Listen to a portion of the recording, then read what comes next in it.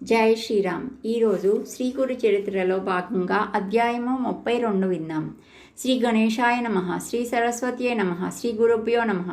బృహస్పతి ఉపదేశించిన శ్రీ ధర్మాలను సిద్ధయోగి ఇంకా ఇలా వివరించారు. బృహస్పతి ఇంకా ఇలా చెప్పాడు. దేవతల్లారా, సతులకు భర్త మరణించినప్పుడు భర్తతో సహాగమనం చేయడం ఉత్తమం. కానీ భర్త దూరదేశంలో ఉన్నా, ఆమె గర్భవతి అయినా, లేక ఆమెకు పాలు త్రాగే బిడ్డ ఉన్నా అప్పుడు మాత్రం సహాగమనం చేయకూడదు. అటువంటి స్త్రీ యావజ్జీవితము విధవాధర్మం పాటించినా కూడా ఆమెకు నిస్సందేహంగా అలాంటి ఫలితమే వస్తుంది. విధవ ధర్మాలు కూడా ఎంతో పుణ్యప్రదమైనవే. ఆమెకు జుట్టు తీయించుకోవడం ప్రధాన కర్తవ్యం. లేకుంటే ఆమె జుట్టు అనే త్రాడుతో భర్తను కట్టివేసిన దోషం వస్తుంది. గతించిన భర్త కూడా పతితుడు అవుతాడు. అప్పటి నుండి ఆమె నిత్యము తలస్నానము, ఒక్కపూట భోజనము చేస్తుండాలి. అది కూడా స్వల్పంగా తింటే మరింత శ్రేష్టం. ప్రాణాలు నిలుపుకోవడానికి ఎంత అవసరమో అంత మాత్రమే తినాలి. 3 రోజులకో, వారానికో, లేక పక్షానికో ఒకసారి చొప్పున యథాశక్తి ఉపవసించడం కానీ, లేకుంటే చాంద్రాయణ వ్రతం ఆచరించడం కానీ ఎంతో శ్రేయస్కరం. పాడ్యమి నాడు ఒక ముద్దతో ప్రారంభించి శుక్లపక్షంలోకి తిదికి ఒక ముద్ద చొప్పున పెంచుకుంటూ వచ్చి పౌర్ణమి నాటి 15 ముద్దలు తినడం, అటు తర్వాత చంద్రకళలను అనుసరించి మరలా తగ్గించుకుంటూ రావడమే చాంద్రాయణ వ్రతం అంటారు. ముసలితనం వల్ల కానీ, రోగం వల్ల కానీ ఇలా చేయలేని వారు 2వ పూట పాలో పండ్లో యావజ్జీవితము సేవించవచ్చు. మంచం మీద నిద్రించిన విధవ పతితో కలిసి నరకానికి పోతుంది కనుక క్రిందనే పడుకోవడం ఆమె ధర్మం. తనకున్న మంచము, పరుపు పేదలకు దానమిచ్చేయాలి. రంగు చీరలు ధరించక తెల్ల వస్త్రం మాత్రమే ధరించాలి. భర్తకు ప్రియమైన వస్తువులను సద్బ్రాహ్మణులకు దానం ఇవ్వాలి. అభ్యంగనము, తలంటి, సుగంధము, పూలు, అలంకారాలు, తాంబూలములను ఆమె పరిత్యజించాలి. పితృయజ్ఞం చేయడానికి మగబిడ్డ లేనప్పుడు ఆమెయే నిత్యము తన భర్త గోత్రాదులు చెప్పి అతని ప్రీతి కొరకు తర్పణం చేయాలి. అప్పుడు తన భర్త విష్ణుదేవుని రూపంగా ఉన్నాడని తలచి పూజించాలి. ఆమెకు కొడుకు ఉన్నప్పుడు అతని అనుమతి తీసుకొని మాత్రమే ఇవన్నీ చేయాలి.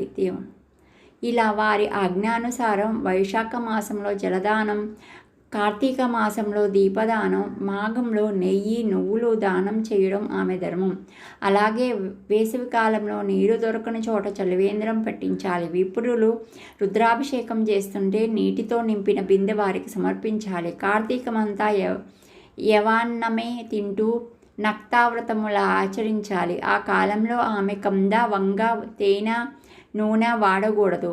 మోదకాకుల ఇస్తట్లో భోజనం చేయడమే ఉత్తమం. కానీ అరటి ఆకుల్లోనూ లోహ పాత్రలను తినకూడదు. ఆ నెలాఖరుకు ఉద్యాపన చేయాలి. ఆ సమయంలో నేతితో నింగిన కంచు పాత్ర, బాగా పాలిచ్చే కపిల గోవు, యథాశక్తి బంగారము, దీపమాలిక దానమిస్తే ఎంతో పుణ్యం వస్తుంది. వీటినన్నింట్లో దీపదానం శ్రేష్టమైనది. శివునికి ఏకాదశ రుద్రాభిషేకము, షోడశోపచార పూజ చేసి తన భర్తయే నారాయణుడు అన్న భావంతో దీపమాలిక దానమిస్తే పూర్వం పాప నశించి యశస్సు లభిస్తుంది. మాఘమాసంలో జలమే నారాయణుడన్న భావంతో స్నానం చేసి శివపూజ, అతిథి సత్కారము ఏమరకుండా చేయాలి. అది ఎలా చేయాలో చెబుతాను. వేద విధువులకు బాధ్యమిచ్చి, అంటే కాళ్ళు కడుగునే అందుకు నీళ్ళిచ్చి, విసనకర్ర, పరిమళ ద్రవ్యాలు, దక్షిణ తాంబూలాలతో కూడా నూతన వస్త్రాలు, ద్రాక్ష మరియు అరటిపళ్ళు ఒక పాత్రలో పానకము దానమిచ్చి, తన భర్త పేరిట వారికి ఆపోసనమిచ్చి వారికి సాత్వికాహారం తృప్తిగా వడ్డించాలి. వారిలో ఎక్కువగా బయట తిరిగే వారికి గొడుగు, పాతకులు సమర్పిస్తే అనంతమైన ఫలితం ఉంటుంది. ఇలా ఆచరిస్తే సతీ సహగమనంతో సమానమవుతుంది. ఆమె భర్తకు కూడా పాపం నశించి స్వర్గం లభిస్తుంది. పతివ్రత అయిన శ్రీ భగీరథితో సమానము. ఆమె భర్త శంకరునితో సమానము. కాబట్టి ఇట్టి దంపతులే లోకపూజ్యులు. బృహస్పతి చెప్పిన ధర్మాల్లో స్త్రీలకు 2 మార్గాలు కనిపిస్తున్నాయి. ధైర్యం గలవారు సహగమనం చేయవచ్చు కనుక, అమ్మాయి నీవు శోకం విడిచి నీకేది శ్రేయస్కరం అనిపిస్తే అలానే చెయ్యి అని చెప్పి ఆ యోగేశ్వరుడు ఆమె తల మీద హస్తం ఉంచి ఆశీర్వదించాడు. అప్పుడు ఆమె యోగీశ్వర, మీరే నాకు తల్లి, తండ్రి, బంధువులు, వేరెవరూ లేరు. ఇంత దూరదేశంలో నేను ఒంటరినైనప్పుడు మీరు తారసిల్లారు. యుక్త వయస్కురాలైన నాకు వైదవ్య ధర్మం ఆచరించడం కత్తి మీద నడక వంటిది. యవ్వనము సౌందర్యము కలవారికి ఈ లోకంలో నిందలు తప్పవు కనుక నాకు సహగమనమే నచ్చింది. అదే ఆచరిస్తాను. నన్ను ఆశీర్వదించండి అని నమస్కరించింది. ఆయన ఆశీర్వదించి, తల్లి, త్వరలో నీ భర్తను తప్పక కలుసుకుంటావు. నీవు ఇంత దూరం గురుదర్శనం కోసం వచ్చావు, కానీ విధి వశాన జరగరానిది జరిగిపోయింది కనుక ఇప్పుడు సంగమానికి వెళ్ళి శ్రీగురిని దర్శించి వచ్చి అటు తర్వాత కర్తవ్యం నిర్వర్తించు అని చెప్పి ఆ యోగేశ్వరుడు శవం తలపై భస్మం ఉంచి ఆమెకు 4 రుద్రాక్షలిచ్చి వీటిలో 2 అతని మెడలోనూ చెవులకొకటి కట్టి రుద్ర సూక్తాలతో గురుపాదాలకు అభిషేకించిన తీర్థం తెచ్చి ఈ శవంపై చల్లు. అప్పుడు సువాసనలకు వేద విప్రులకు యథాశక్తి దానమిచ్చి తర్వాత సగమనం చెయ్యవచ్చు అని చెప్పి వెళ్ళిపోయాడు. అప్పుడు సావిత్రి అచ్చటి వేద పండితులందరినీ పిలిపించి ప్రాయశ్చిత్తాలు చేయించి స్నానం చేసి పసుపు పారాన్ని కుంకుమలతో అలంకరించుకొని శవాన్ని నది వద్దకు మోయించుకుపోయింది. తాను అగ్ని పట్టుకొని శవానికి ముందు నెమ్మదిగా నడిచి వెళ్ళింది. మహా సౌందర్యవతి అయిన ఆమె అంత చిన్న వయసులో మహాలక్ష్మిలా అలంకరించుకొని సహాగమనం చేసుకోవడానికి వెళ్తుందని తెలిసి గ్రామంలోని స్త్రీలు పురుషులు ఆమెను చూడడానికి కొన్ని వేల మంది వచ్చారు. వారిలో కొందరు ఆమెను చూచి, అయ్యో, ఏ సుఖమో ఎరగని చిన్న వయసులో ఒక బిడ్డైనా కలుగక ముందే చావంటే కించిత్తు కూడా భయం లేకుండా ఎంత ధైర్యంగా వెళుతుంది అని ముక్కును వేలేసుకున్నారు. కొందరు ఆమె దగ్గరకు వెళ్ళి, ఏవమ్మా, ఎందుకు వృధాగా ప్రాణాలు తీసుకుంటావు? పుట్టింటికి వెళ్ళి అక్కడ జీవించరాదా అన్నారు. ఆమె వారికి సమాధానం చెప్పకుండా దృఢ నిశ్చయంతో ముందుకు సాగిపోతుంది. మరి కొంతమంది, ఆహా, ఈమె ధర్మవేత్త అయిన మహాపతివ్రత కనుకనే ధర్మం తప్పకుండా నడుచుకుంటుంది, స్త్రీలందరికీ ఈమె మార్గదర్శకురాలు అని కీర్తించారు. చివరకు అలాగే అందరూ నది ఒడ్డుకు చేరి శవాన్ని దించి చితిపేర్చారు. అప్పుడు సావిత్రి అక్కడకు చేరిన సువాసనలందరికీ వాయనాలు, సద్బ్రాహ్మణులకు దండిగా దక్షిణలు సమర్పించి వారందరికీ నమస్కరించి ఉత్సాహంతో అందరితో ఇలా చెప్పింది, తల్లుల్లారా, విప్రోత్తములారా, ఇది మీ అందరి వద్ద సెలవు తీసుకున్నాను. నాకు దీపావళి పండుగ వచ్చింది. మా పుట్టింటి నుండి పిలుపు వచ్చింది. నా కన్న తల్లి అయిన గౌరీదేవి వద్దకు వెడుతున్నాను. అక్కడ మా వాళ్ళందరితో కలిసి పార్వతీ పరమేశ్వరులిద్దరినీ పూజిస్తుంటాను అని చెప్పింది. తర్వాత తనకు తోడుగా వచ్చిన వారితో ఇలా చెప్పింది, మీరు బాధపడతారు ఎందుకు? మీరు ఇంటికి వెళ్ళవచ్చు, కానీ మా అత్తమామలకు మాత్రం వెంటనే ఈ దుర్వార్త చెప్పకూడదు సుమా.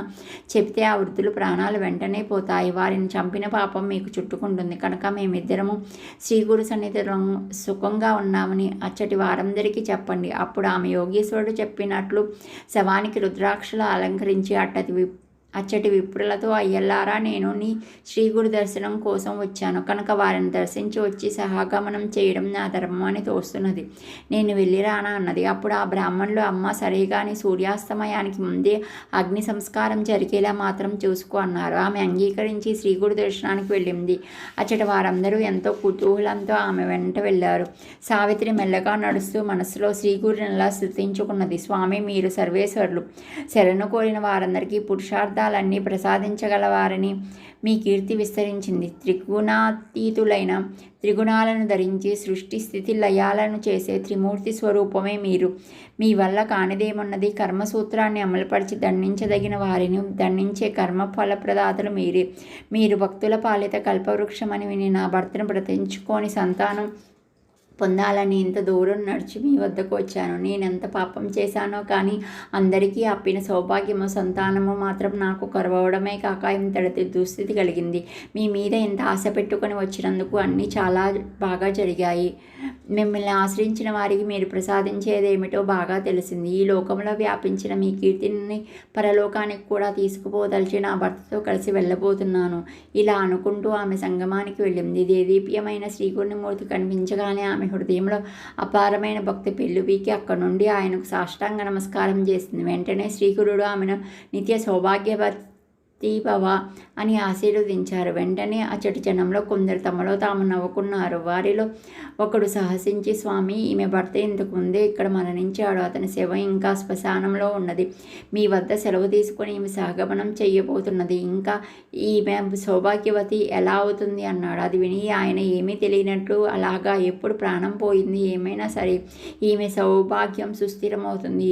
ఈమె భర్త ఎలా చనిపోయాడో మేము చూస్తాం. అగ్ని సంస్కారం నిలిపివేసి ఆ శవాన్ని ఇటు తీసుకురండి, మా వాక్కు ఎన్నటికీ వ్యర్థం కాదు అన్నారు.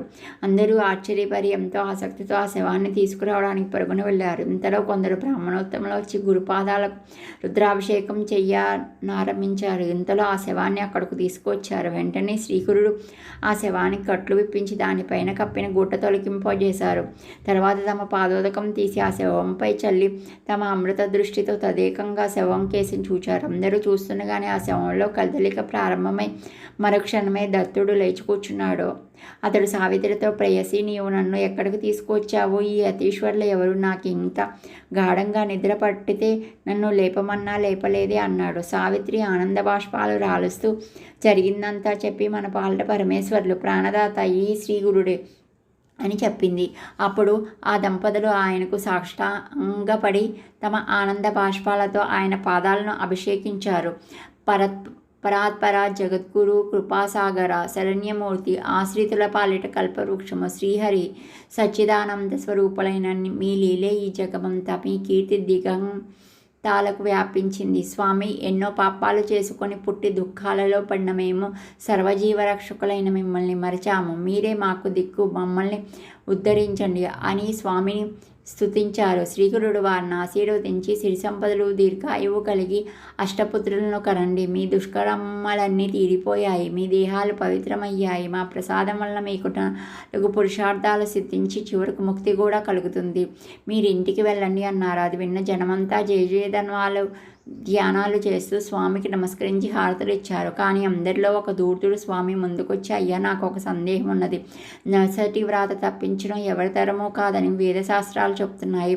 బ్రహ్మవ్రాత నిజమే అయినా ఈ చనిపోయిన వాడు తిరిగి ఎలా బ్రతికాడు అన్నాడు. స్వామి నవ్వి, బ్రహ్మ అనుమతితో మేము వచ్చే జన్మలోని అతని జీవితకాలం నుండి 30 సంవత్సరాలు ఈ జన్మకు మార్చాము. అంతేగాని విధివ్రాత అన్నది వాస్తవమే అని చెప్పి అతనికి దివ్య దృష్టిని ప్రసాదించి ఆ సత్యం దర్శింపచేశారు. ఆ బ్రాహ్మణుడు నిరుత్తరుడయ్యాడు. అందరూ ఆశ్చర్యంతో తమ ఇళ్లకు వెళ్ళిపోయారు. వాటి నుండి శ్రీగురుని కీర్తి వెలువలే దశదిశలా వ్యాపించింది. సావిత్రి దత్తాత్రేయుల సంగమంలో స్నానం చేసి శ్రీగురుని పూజించి వేద విప్రులకు భారీ ఎత్తున దక్షిణలు ఇచ్చి పంపారు. అప్పుడే సూర్యాస్తమిస్తున్నాడు. ఆ దంపతుల వెంట తీసుకుని శ్రీగురుడు తమ మఠానికి చేరుకున్నారు.